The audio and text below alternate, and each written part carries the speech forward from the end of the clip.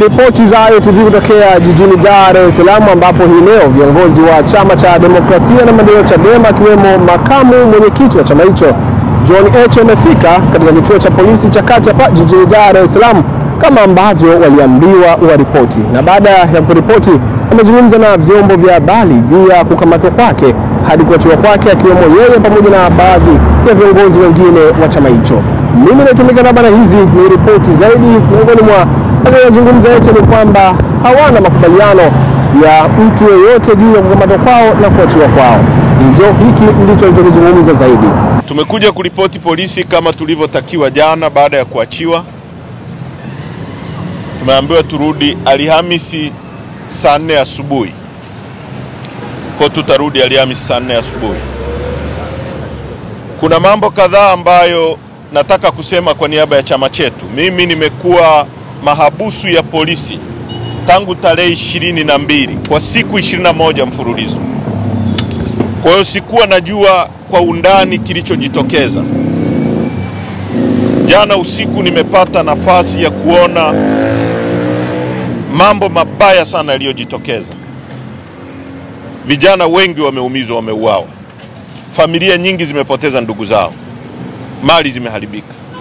Kwa niaba ya chama chetu nataka kutoa pole kubwa sana kwa Watanzania wote waliopoteza ndugu zao, waliopoteza mali, hasa waliopoteza ndugu zao. Tumefikishwa hapo kwa sababu ya kiburi cha serikali. Tuliwaambia mapema kwamba kuna sababu ya kurudisha taifa pamoja, hawakufanya hivyo. Wamefikisha taifa letu kwenye hali mbaya na ngumu. Kwa hiyo kwa niaba ya chama chetu tunatoa pole. La pili, kama tulivyokamatwa ndivyo tulivyoachiwa. Hakuna mazungumzo yoyote tuliyofanya na mtu yoyote. Nataka hili liwe very clear kwenye public, kwa sababu watu wasilete propaganda kwamba tumeachiwa kwa makubaliano fulani. Hatuna makubaliano tuliyoachiwa nayo. Bado sisi ni watu tunaamini ni innocent, na tunataka watu wengine wote wanaoshikiliwa kinyume cha utaratibu waachiwe, waende kwenye familia zao. Tunataka watu wote walioachiwa, waliokamatwa, wanaobambikiwa kesi iachwe mara moja.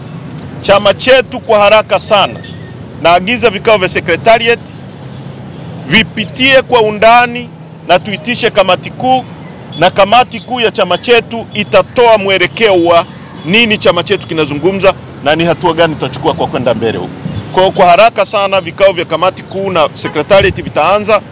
Lakini kwa wale ambao ndugu zao wameumia, ndugu zao wamepoteza na taarifa hazipo, waendelee kuwasiliana na mamlaka za chama. Naibu katibu mkuu atatoa utaratibu ya namna ya kufikisha hizo message. Lakini tunaitaka pia serikali iruhusu watu wachukue ndugu zao, wapate familia ya ndugu zao, wawazike kiafrika kama tunavyojua, kitamaduni, kiafrika, kidini kama